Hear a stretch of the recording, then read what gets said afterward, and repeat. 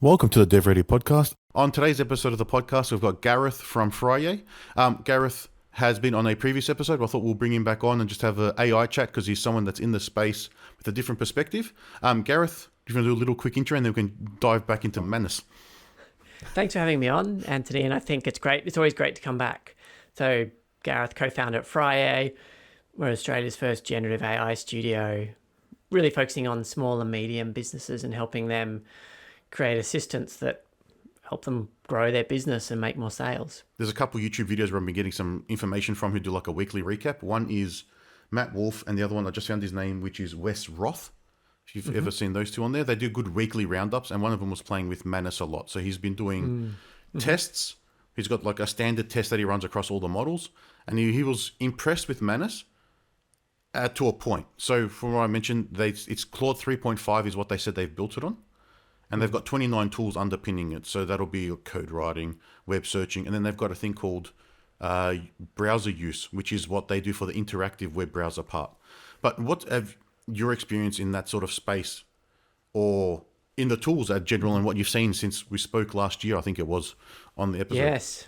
God, it's just amazing how quickly things, because when we spoke, any other time in history, not this much would have changed in what we talked about. But yeah, since we've spoken and what you're talking about then is, I don't like using the word agent, even though that's what they are, because 99% of the clients I speak to, agent is too much of a stretch now, the concept of that word. Yep. So anyway, but in absence of that is that what you're talking about, what we've seen is I think we're moving, and I think we may have even talked about this, is the sort of spending hours crafting the perfect, well-engineered, one-shot prompt. We're moving further and further away from that. Yep, and definitely. I think with Manus was a great example. And even Manus sort of, I think, poked OpenAI to move faster. And was it the beginning of this, end of last week, that OpenAI released their 4 sort of pre-built, somewhat already prompted, I'll use the word agent, but like browser use, similar thing, like web search, RAG. But using non-technical terms, it's where what we're seeing now is that spending less time really doing the prompt engineering and thinking about the context of where those plug and play solutions or agents can go into a workflow. So that's been a shift we found just in the last probably 3 weeks and a lot of offerings. It's a very interesting time to try and keep on top of things and then refine offerings. Understand, all right, both might wake up tomorrow and go, all right, half of what we do is no longer here because there's the new X, which is doing Y for us, and we don't have to do it. But the perfect prompt, I still see posts on LinkedIn where people are saying, here's the only prompt you're ever going to need, and those are just like bullshit, really.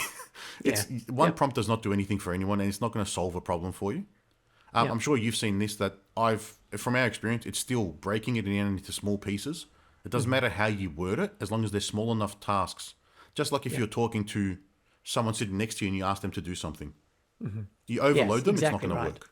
Yeah, exactly right. And I think this is where, for the average person using ChatGPT or Gemini or Claude, the messaging in the market is confused or convoluted. So when you read stuff separated into 2 things, there's using a tool like ChatGPT in your everyday use, in your work or personal life, and people that are building assistants for people.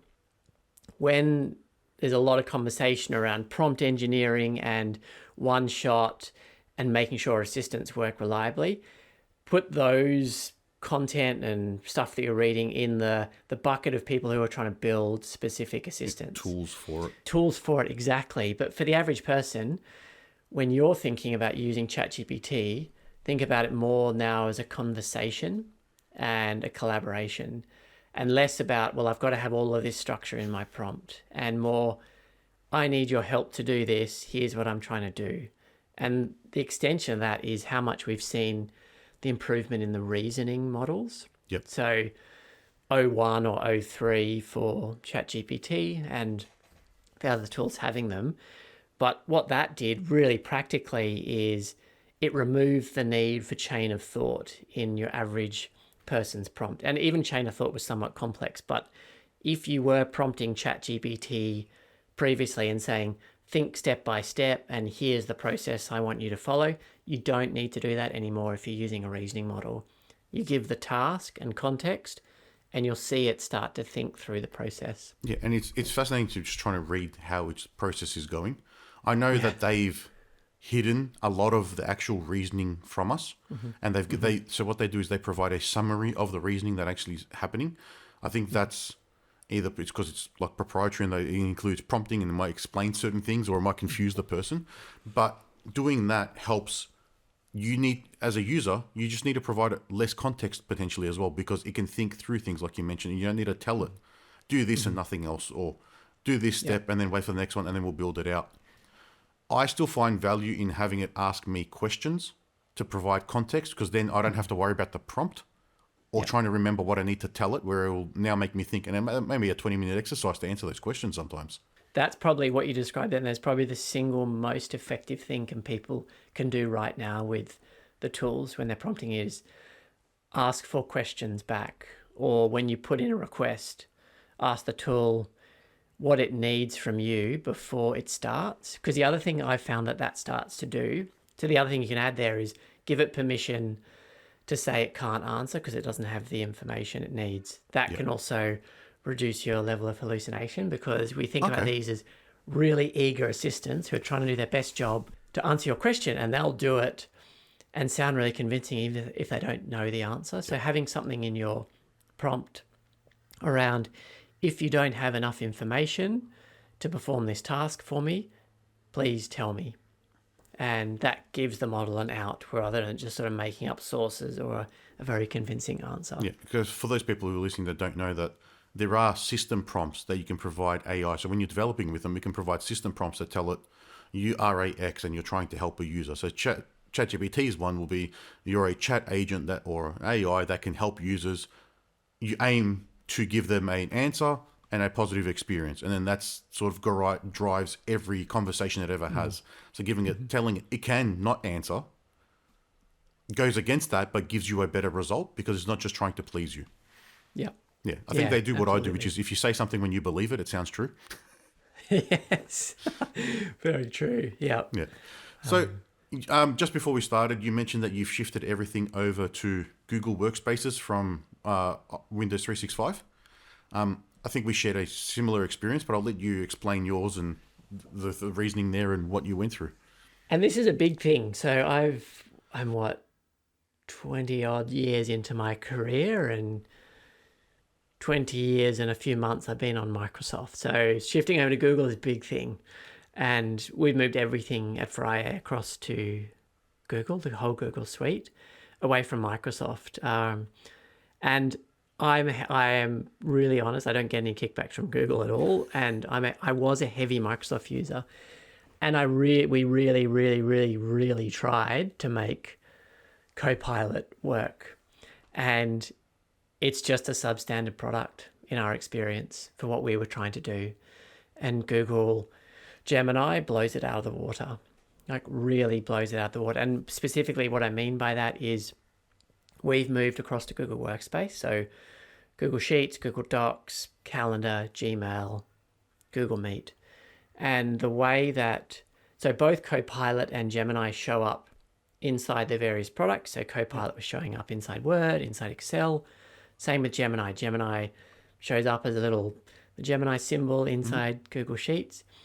It's chalk and cheese in terms of how these tools perform. So did the same tests with them over and over again. So a classic one is getting Copilot and Gemini to build a pretty basic table with some simple formulas and embedding it in a sheet or an Excel. It was like pulling teeth with Copilot. Whereas Gemini, I've got a project coming up. I need to do a very simple project plan table. Here's the requirements from the client about the project. This is what they need in their project tracking. Can you create this table for me? Bang. Here's the table. Click insert, and it's inside the Google Sheet. Just so seamless and easy. So I was curious, you're also sharing your experience. Yeah. So mine, I haven't tried to use it in the tools as much. I tried inside of Outlook. A bit of a poor experience. I wrote A very short email came in. I was just like, all right, generate with Copilot. And the response was just repeating that email. It wasn't responding to it. It was just an exact almost copy of what they said. So this shit email, really. And then I haven't used it inside of Word or Excel because I haven't need to, but I use ChatGPT like an assistant to do data cleansing, organizing data, and then a lot of categorization type work. And I thought, all right, turn off my Plus because GPT Plus subscription, move to Copilot because eventually I'll get the SharePoint integration turned on and I'll have access to all the documents. Started using the Copilot chat. I think I survived 3 different conversations, and then I turned back on ChatGPT Plus and gave that license to someone else to test. It was just terrible experience. It says it's GPT 4.0 underneath the hood, but it doesn't work the same. I was expecting the chat interface to operate exactly the same because it's the same model. They've invested in it. They host it itself. So the hosted models that we use in our development work perfectly. It hasn't got a problem. But that version of Copilot chat was terrible. It just couldn't solve the answer, couldn't do the data processing for me. It was quite bad. And that's what I find so bizarre, because something's happened in how it's being integrated, because I was exactly the same. I was like, oh, it's powered by OpenAI. Perfect. More secure. Perfect. But it's like some layers in, I don't know, I'd be speculating. I don't know enough about Microsoft, but it feels like such a missed opportunity, Well, they've got all your data already, so it should just be exactly figuring out how to turn it on and make it work like Google has. Yes. And we have the same, like, so many of our clients, their first step was to switch on Copilot, and they were like, great. And then the conversations we have with them, they're just tearing their hair out. They're like, it's just not what we expected. It's not working. What do I do? Like, it is just not working for us. Yeah. So yeah, I'm just really keen. I'm hoping that Microsoft get their act together and improve. Just like Google, what was at the end of third quarter last year, they kept tripping over themselves and making some catastrophic errors with Bard and then Gemini, and all of a sudden they seem to have got their stuff together and fixed the issues, and now Gemini is a fantastic product. Yeah, I just frequently test between Claude, Gemini, and ChatGPT for certain. All right, go look at this website and give me a SEO optimization or what keywords are being used or how do I improve landing pages. So we do a bit of the marketing side, and they each have their different strengths in doing that sort of stuff. But it's always good to understand where they are at a playing field and see that now they're equivalent. Whereas Google and the image generation was a big problem before. And then with Bard, the very first versions weren't as good as ChatGPT, but now you're at a different level. Yeah. I'm still finding, though, because people ask me, oh, and we pay for all the tools. No one needs to pay for all the tools unless they're sort of in your and my position when they're building for clients. ChatGPT is probably my 90% of the time go-to. So if I've got someone sitting next to me in the office and I'm spinning my chair around and getting help collaborating on something, I'm going to ChatGPT. But if I'm jumping into any of the Google tools and having to work in a spreadsheet or then you've got a those. doc, I'm using Gemini. And then coding is all Claude. Like that's... I'd be curious because you're probably a much heavier user or much more. What's your experience? I've been, in the last, say, 3 weeks, really gotten into Claude and Klein. So I'm on the couch again.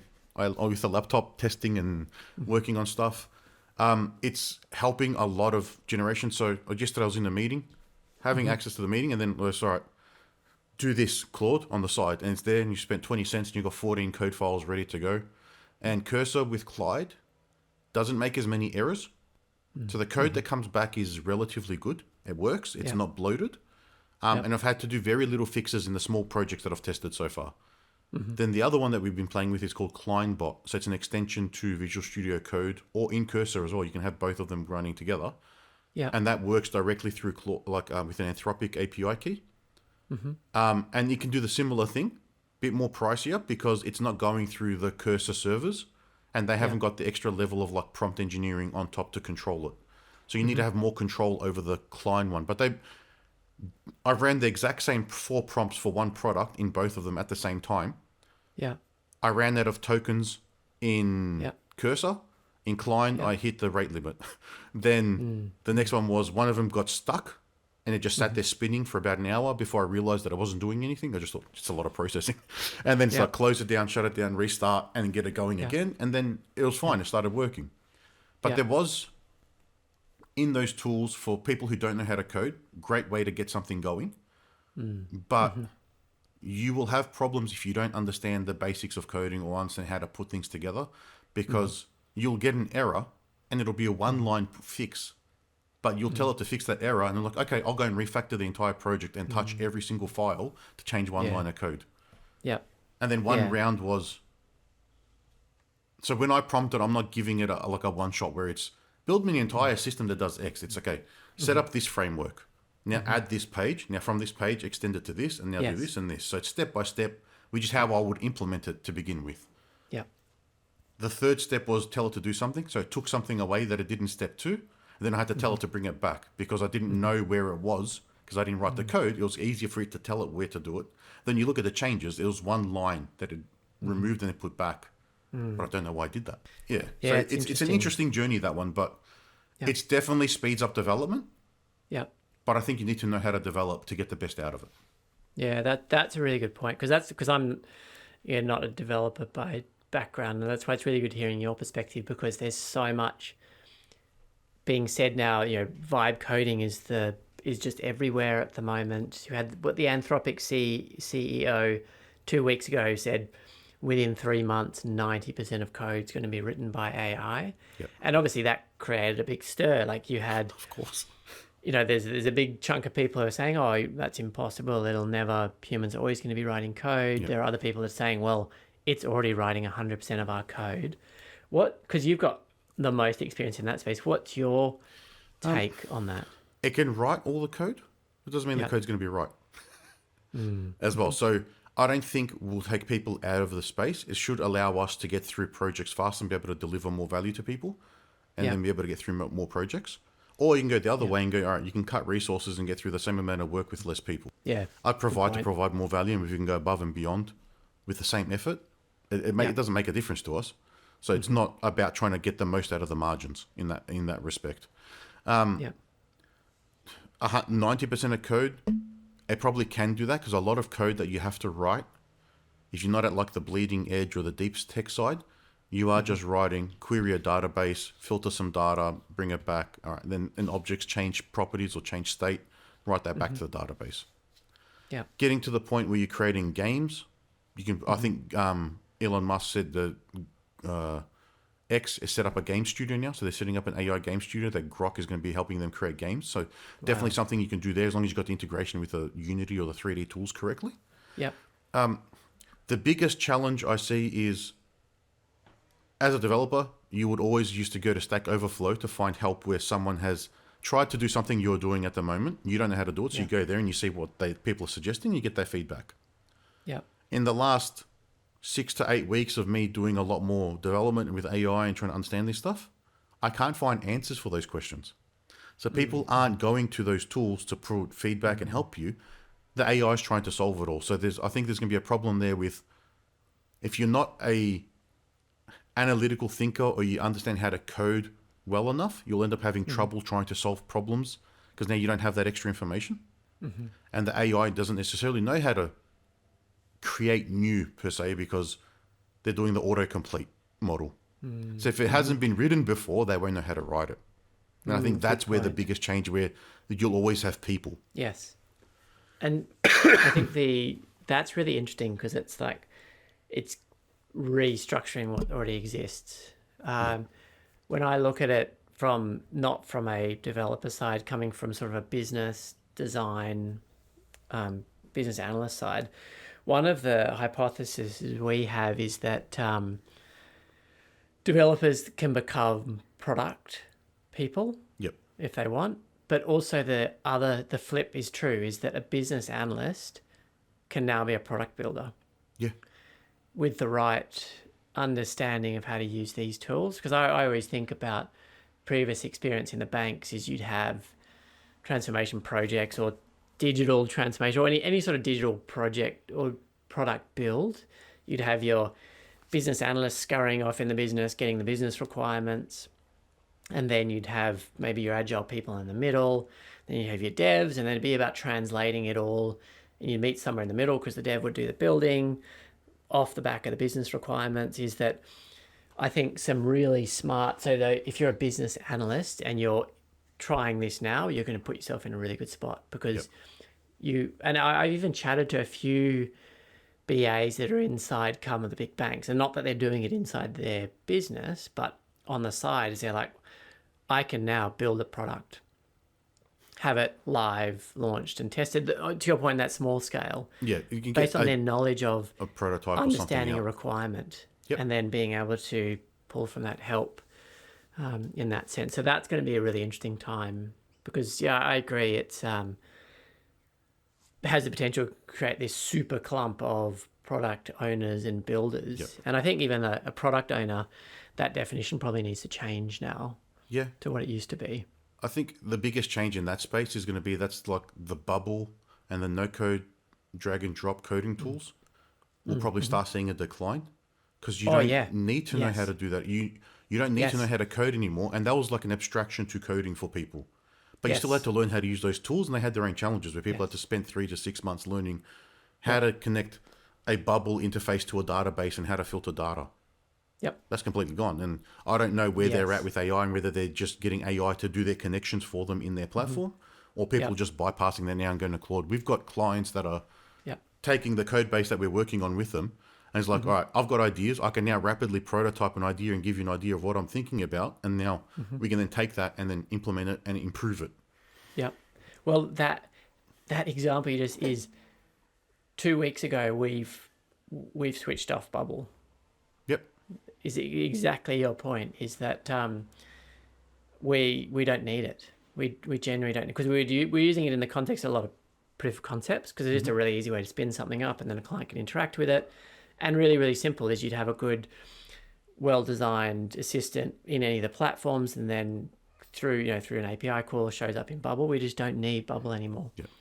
We create inside Cursor with access to Sonnet 3.7, do all the building there, does all the connections to the assistant. We have a fully built solution ready to go. But that was spot on. And if I was in those companies like Bubble, they probably got, unless they really innovate and change. I know we are probably at the bleeding edge of stuff, but have they got more than 6 months of their current solution before everyone cottons onto it? Really? don't I'm not think sure. so. Because, Yeah. like I mentioned, it takes a long time to understand how to put one of those together if you're not technical or you haven't spent the time to play with the tool. Yep. And with Sonnet 3.7, Yep. you actually get very good, well-structured code that's not bloated. Yeah. So in one of those podcasts that I mentioned earlier, I can't remember which one it was, they mentioned that the reports from Anthropic on 3.7 was in global competitive coding rankings, Claude 3.7 was now the 157th best ranked coder, when I think 3.3 was the millionth coder. Wow. Out of roughly 35 million developers that are around the world that not everyone participates in those competitions, but it went from the millionth to like the 100,000th to the 175th. That's insane. Whatever the next release is, whether it's in the top 10 or it is the best, that's where the 90% of code will be written from, is by that model. Yeah. That's just nuts. And then on that point, I'm curious to get, because vibe coding is like the phrase at the moment. Over the last couple of weeks, everyone's saying, I've been vibe coding. Are you hearing that? Questions from your clients? I haven't heard that phrase yet. So is that just coding with AI? Yeah, 100%. Yeah, And I haven't heard it. I had a comment from a client yesterday saying, so how much of your code's written by AI? Are you guys writing anything anymore? I think people just assume that the AI can do everything for you. Yeah. It's still not. I still wouldn't give it over to everything because, like I mentioned, it gets confused, it gets stuck, and it can cause more problems as well because you get stuck trying to solve things that it's undoing for you. But it's an interesting. I haven't heard it from. I haven't heard that exact phrase, but the question's being asked. Yeah, and it's because we get, and I suppose you could argue that we're doing a bit of vibe coding because it's that ability to communicate in natural language. Yep. Keeping, say, Claude on a tight leash so that it focuses on one task at a time. But there's that's a lot of what I'm seeing a lot of content coming out around. over the weekend I was doing some vibe coding, and I've created this app or I've created this game. Do you want to play it? Type of thing. So it's, that's going to be. I'm following that and seeing where that's going to go as well. But I just see it as such a great opportunity to. So I agree. There's risks and challenges, and you spot on around. It's using what's already been done and repurposing it. Might consolidate a lot of roles, but also could create opportunity for a lot of people who had great ideas can now unleash those ideas to a certain point because they weren't restricted by their own capability. In that space, it'll probably change the metric for what funding looks like for a startup. Yeah. Because it's no longer an idea or a prototype. It's you have to have something that is on the market, and then you need 2 or 3 people only, not a large injection of cash to then be able to build a team. Oh, and if you're not doing it that way, or you don't have a suite of agents supporting you in the business to do stuff, then you're not going to get funded potentially. Like it'll shift a lot. Yeah. And I didn't expect the shift to coding this fast or this abrupt to happen. That's been a surprise. But the one thing I have probably kept in mind as that's been happening is, all right, there's 35 million developers around the world. A lot of the markets, say the Philippines, Vietnam, India, Ukraine, where people go because it's cheaper offshore than onshore. Are those markets just going to get really affected because now the cost of development is so much cheaper that you won't need to go to those markets because you can get a developer here or anywhere else with one of these tools who can now do 4 or 5 times the amount of work. So it's not worth going overseas potentially and continually getting the wrong thing done, because that's a lot of people's experience, faster. And then having to iterate a lot faster and getting it wrong. I don't know if that's going to be a huge problem coming in the next few years with those markets, because that's an entire industry getting decimated almost. Yeah, that is. But it's also interesting. That's a really interesting way to think about it, because it's now giving a competitive advantage to those in the traditional, more developed markets, if they can prove, and well, they absolutely can do 5, 10, 15 times more. Yep. So their rate is a lot more worth it. Yep. A lot more worth it. And you're de-risking it as well. That's a really good point. And then if you think about, say, just India, because that's the biggest one with probably a number of chairs, bodies in seats actually doing development. Yeah. Say they have 10 million developers. How many of those that are working day to day actually have the capacity to look at these tools, because they're on such a low rate that they're just given tasks and they just have to do it. So they won't even be keeping up with this. It's all an assumption and what I'm thinking is going to happen, because I hear stories from people that are saying, like, all right, in those companies, someone who might go out to lunch, they'll get poached by another development company at lunchtime, and then when they go back to after the lunch, they're at the new company. Like it just chops and changes that much, because it's just based on you giving me an extra 20 cents an hour, so I'm moving. Wow. Look, they're not going to be looking at these tools, I don't think, because it's the whole business model is based on bodies. Yep. Yeah, it's a really good point. And I think that goes back to I'm still surprised, despite everything I read and hear and see, there are still a significant chunk of the population that aren't learning and aren't spending time in the tools. But I get it now. My view is I always try and empathize, because I'm in an incredibly privileged position, because I'm in the tools 7 days a week. Yep. And I'm getting paid to do that. I put myself back in my shoes when I was in the banking industry.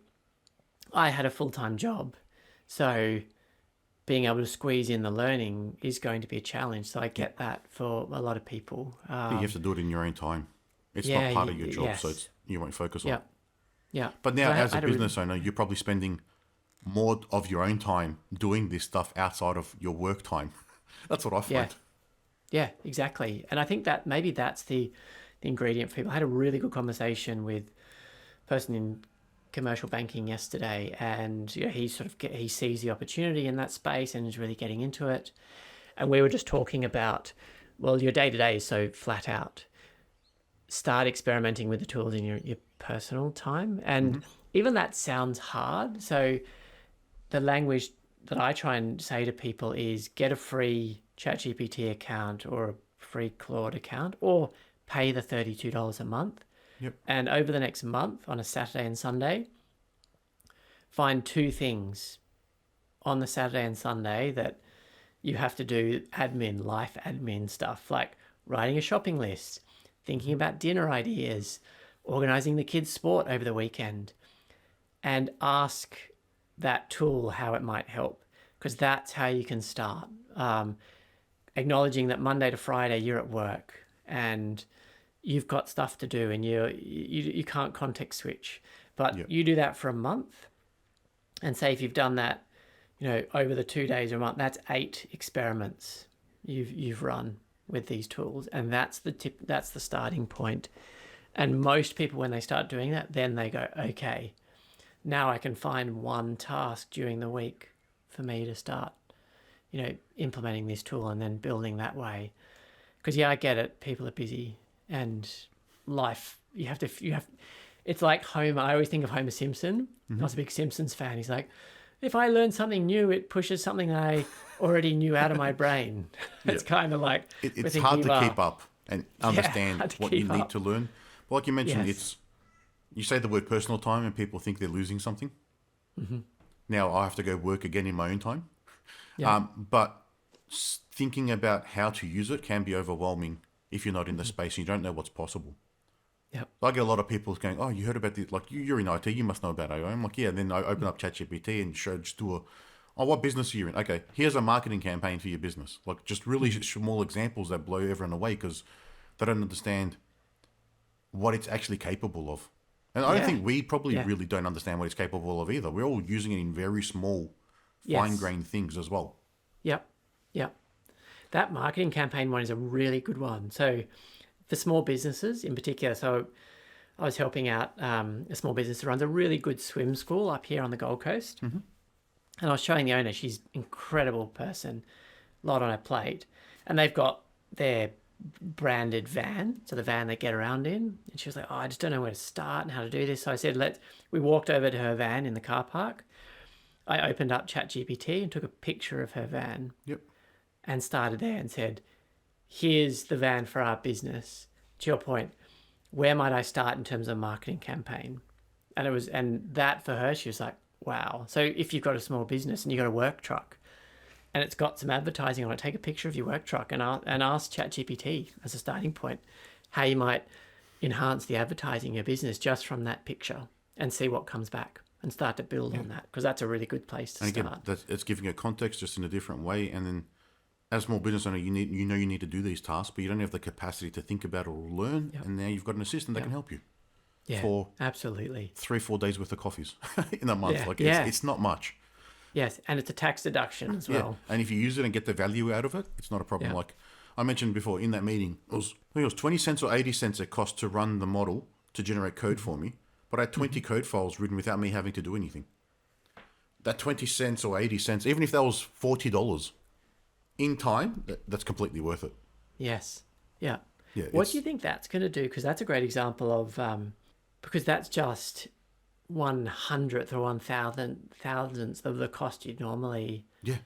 As more people are doing that, what do you think that's going to do to development and pricing of actually dev roles? Already, another client was asking, so is it cheaper now because of AI? It doesn't write all the code. We still have to do everything, but it's not. It will commoditize it and it's going to drive the price down, but you still need the right people to plan. So I think it's all about planning, which is where the DevReady concept was. It's plan the product first and then build it. Because even if you go to the chat models or to Claude or whatever it may be and start talking to it about building an app, I can't imagine how many times you're going to have to go back and forwards and tell it to do things once you've thought of them, or you haven't thought of them, and then to get it correct, and then go back and forwards, and it's undoing stuff and redoing stuff, and becomes spaghetti at the end. For now. That's such a good point. That's what we found. We made about planning, where we found most success with Claude inside Cursor when we're building products is we need to have a view of what the end looks like. And then we always have that in our mind, or we visualize it, we've sketched it or conceptualized it, and then we use that to guide Claude. When we didn't at the start, we were just starting with a blank sheet, and you're right, it was going down rabbit holes, and we were struggling to pull it back because we're like pulling it back for what, and we're having to try and think what the end is. So I'd recommend to people, if you start trying, say, Claude inside Cursor, and you're not the experience that you guys have, picture what the end product might look like. Yep. Have that, and then guide it towards that and break it out into chunks. It has to be chunks. It's the way you do anything. You don't build a house with trying to put the plaster on empty walls. Like, you could build the frame, put the slab. Like, everything is step by step. And if you can approach it that way, you'll get a better result than trying to say, build me a house. Because if you say that to a builder or an architect, you're going to get two different responses. Yeah. And they're not going to both of them aren't going to look like what you wanted. That's a good point. That, like, build a house one's a good example for, say, if someone's using ChatGPT, you wouldn't go to a builder, build my house. Yeah. What would you ask first? Apply that same logic to, you want an outcome from ChatGPT or a Claude. What's the first thing you might ask? Yeah, and then have it as a conversation. That methodical approach to just trying to understand the problem state and the context to be able to figure it out. So, build me a house. Okay. What sort of house would you like? How many levels? How many bedrooms? What sort of furnishings would you want? And then start putting together. And here's 3,000 possible combinations of those room configurations. You'll get overwhelmed by this, probably the amount of responses it can come up with versus an architect in the same amount of time. But that's how you approach it. Because you say just build me a house. Well, that doesn't mean anything. It's too broad. And that's what we used to get with people with software. It's like, here's an idea on a napkin. How much is this going to cost? I can't tell you. You can try and build it now if you wanted, but you're not going to get anywhere close to what you actually want because there's no one guiding you along the way. You don't understand what you don't know about building software or how to build it the right way. But that will be a good prototype or a starting point to hand to the team and go, this is a vision of what I want. Let's figure out what it's going to actually look like. And now what does it take to get it to a level where it can be scalable or something I can work with to get it to where it needs to be. That's something, that vision point is pretty cool. We experimented with this yesterday because inside Cursor, when we select Claude Sonnet, we notice there's a little button to upload images. Yep. We've started taking pictures of our strawman wireframes that we've been sketching out on our notebooks and using that, not as in start building, but here's what we're imagining. Let's work together step by step. Where should we start? Do you have questions for me? That seems to have helped us really well. And we've taken screen grabs of our existing sort of websites or apps and said, we're starting from here, but we want to try and do this in this. So here's the frame of what you need to build within. And that seems to help really well because then the model checks in and goes through steps and it helps us keep it on a tighter leash, we found. Yeah, it's controlling it so it doesn't deviate too far off the path because it could go anywhere. And if you let it in one of the like agent modes, it can just go and do its own thing. If you haven't set up the parameters properly or built in enough gates. Those are where it can probably get a bit tricky because it can just, depending on how many things the agent is allowed to do, it could do all of them and you might not want it to. So it's a bit interesting, that spot. I think one of the other best uses for us is not even in the coding side, but it's in the planning. So I've had a few workshops with the team where we're talking a discussion and then we've got shared screen with ChatGPT on O3 Mini, so the reasoning model, saying, all right, we're discussing our conversation, we're having a thing, all right, now this is what we're thinking, this is the approach, these are the problems. What risks are there? What problems could happen? What's an alternate approach to this? So we've got a third person in the meeting with us working through it. And then it's like, all right, here it is. All right, we'll go with this, this, and this, and our initial constraint is still correct. Start documenting that. By the end of an hour and a half workshop, we've got a 20-page document outlining the whole process, all the different states, the features, and what has to happen. Where that would have been 4 or 5 days of work at a minimum just to get to that level of planning and detail and thinking through everything. That's been the best use case. It's an extra person in the meeting. I haven't found a way to integrate it into Teams where it can just be part of the discussion yet. But I don't know if they're at that point where it can sit there and wait for you to tell it what to do properly or not. Copilot's not going to do it, so. I found I've been playing around with voice mode at the moment, just because the way it's been built in the one that's available to the public, it's very one directional, one voice. Yep. Because we've added ChatGPT voice to some meetings and it doesn't work because multiple voices. It gets confused. I even tried where I said to it, I just want you to listen. There'll be multiple people talking. You'll only respond when there's a 10-second pause. But that didn't that didn't quite work.